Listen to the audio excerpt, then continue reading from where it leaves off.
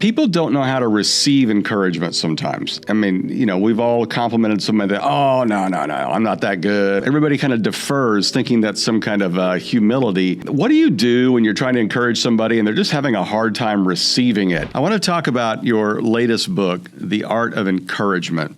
I think it was Truett Cathy that said, how do you know if someone needs encouragement if they're breathing? What is it that we miss about this? Because I think we'd all go, yeah, I need to be encouraged. I should encourage more. But I know filling a book takes a lot of words. So you had a lot more to say about this than just, hey, be encouraged. Well, I think part of it is we see encouragement so often as something we either do or don't do. But the reality is, I think if you get around a world-class encourager, we'll use Brad Lomenick as an example. I think Brad's great at adding value, connecting, making somebody feel a certain way. I mean, Brad's amazing. But you get around to Brad and you start to realize there's a lot of nuance to how we elevate people, connect with people, listen to people, make people feel. And so, and then the other thing, Rusty, would be encouragement is a choice. It's not a style. A lot of people will sort of self-identify. They'll say, that just doesn't come natural to me. I'm not an encouraging type. And I always ask the question, well, if someone you loved or cared about was going through a really dark season, nobody else knew about it, but you had the luxury of knowing, somebody tapped you on the shoulder and said, hey, that guy or gal, they're going through divorce, or they just got devastating news about their health.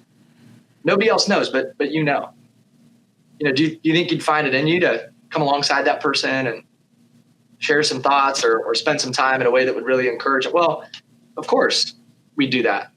So it's evidence that we know how to do it. So many times we just choose not to. So I think it's a science and an art. And I also think it's something we all know how to do, but we have to be more intentional. And then finally, I just say, I know what it's meant to me. I know what it meant to me, especially in that really broken season when I was 27 years old. Mm-hmm. And I just started to study the leaders in my life who really took the time to encourage me and get me back on my feet. And I thought, wow, I want to tap into the nuance and the science and the art of those leaders and give that to the world. Okay, so let's drill down on that. Give us a couple of things maybe we hadn't thought about before when it comes to being a good encourager. What is some of the science or the nuances behind that? Well, it's all profoundly simple. So that's the good news is, again, we can do it. Good. I'm Good. a very I like simple that. person. So here's one that often gets overlooked, especially in the business world, but even in the church world. I think this gets overlooked with our children, that we oftentimes prioritize the do over the who instead of the who over the do. Here's what we mean by that. We tend to prioritize what people do instead of prioritizing who people are. So, you go to a business meeting, you sit in a Monday morning meeting or a leadership meeting, you kind of go around the table and, well, this person closed a big deal, and this person was our productivity leader, and this person ran a great meeting, and this person passed the test. And all of this sort of congratulatory, encouraging remarks are really oriented around results. It's not altogether bad. Results still need to be praised. And especially if you're in the business world, you're in a results-based world. It just doesn't mean as much as if you pulled somebody aside to say, Rusty, I think one of your gifts is the gift of intuition. I just wanted you to know that. I think you have a real gift of seeing things in people and reading and picking up on things that are happening with others. I don't know if you've ever really paid attention to that, but man, that's a gift that God's given you. You have the gift of intuition. You're a great question asker. You're curious. You're really intuitive with how people feel and where people are at. And that's a gift that God's entrusted you with. I think you've stewarded that really well. And it's actually that gift that's allowing you to drive the results.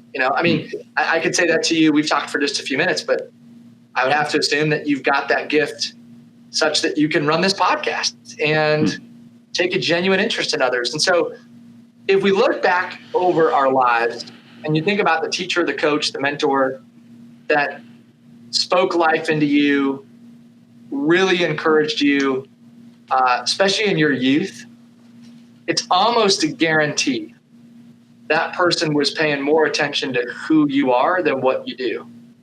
And I know that's really simple, but I forget it in my business life, with my friends, with my wife, and with my children, Rusty. And so I need these reminders too. Well, I love that. And obviously the podcast is called Simple Faith, so we like simple around here.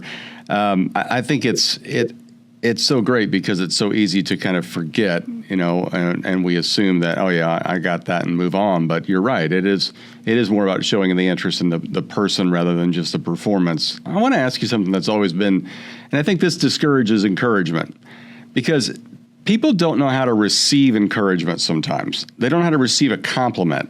I mean, we've all complimented somebody that, oh, no, I'm not that good. Or, hey, you look nice today. Well, I'm actually 10 pounds overweight. Everybody kind of defers thinking that's some kind of humility. What do you do when you're trying to encourage somebody and they're just having a hard time receiving it? You don't want to make it uncomfortable for somebody, but you are trying to build someone up. What have you noticed in that? Well, ironically, it comes right back to the who, right? Because if I'm reminding someone of who God made them to be, like I'm really just talking about the gift that God entrusted to them. Oh, so he gets the credit. That's good. So I think it's easier, right, to receive encouragement if somebody's orienting that around something you've received. It's a gift that you've been entrusted with.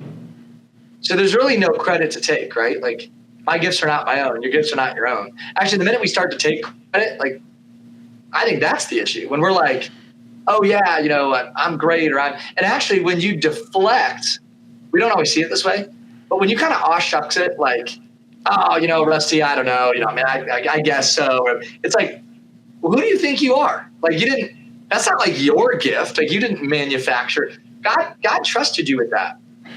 so we should be able to say, hey, thanks for that. Praise God for that gift, or, thanks for the reminder of whatever God entrusted me with. Like, that really ought to be the posture. So when you speak to somebody about the gift that they have or the gifts that they have, it becomes easier for them to own it. The other thing I would say to that, though, Rusty, is authentic encouragement, explaining the why behind the what, also makes it easier to receive. So Rusty, hey, you're a great podcaster. Oh, Jordan, I don't know. Hey, no. Listen. Here's why I valued our time together. You showed up prepared. You asked thoughtful questions. We talked about real things that matter. And you just sort of showed up in this really endearing, sort of thoughtful, sort of slow, but very deliberate, kind way. And I really just, I enjoy the way that you enter into conversations and the way that you prepare. And so, hey, keep it up. That works for you, and it makes you enjoyable to spend time with. Well, okay, let me ask this then. Some of us, we like lists, we like to-dos, we like planning. We think Michael Hyatt is just underneath the Trinity. So, we like all those kind of things that organize our lives. If you're not a good encourager, can this be systematized at all? Can you put this in reminders in your phone, on a Franklin Covey binder till you get in the habit of it? Or does that take some of the joy and spontaneity out of it? Well, I would say this. If we're talking about the book, there's 10 to do. So there's 10 chapters, and they're all oriented around an art. And so there's a challenge at the end of every chapter with something we want you to do to encourage people in a very specific way. But we talked about two of them. One would be the who before the do. So how do I prioritize who somebody is before what somebody does? And then the why behind the what. So the what would be, Rusty, you're awesome. Rusty, you're the best. Hey, Rusty, you're crushing it. We live in that sort of attaboy, attaboy, way to go kind of culture. Give that some substance. If you just did those two things, who overdue, why behind what, you would be so much more effective, and you'd be received as so much more real and authentic, and how you interacted with the world around you. Another one would be staying on repeat, just the art of consistent encouragement. People need to hear something 7 or 8 times before it sticks. I think we say I love you once to someone, and it's like, well, I'm good for the year. I said it, we ought to say it all the time, I'm not just the CEO of my own life. I'm the CRO. I'm the chief reminding officer. People need to be reminded more than they need to be instructed. And so I think let's just continue to stay on repeat. People need to hear this over and over and over again. To your point earlier, everyone needs it. If we prioritize the who over the do and the why behind the what, I think we can be a lot more effective. That's so good.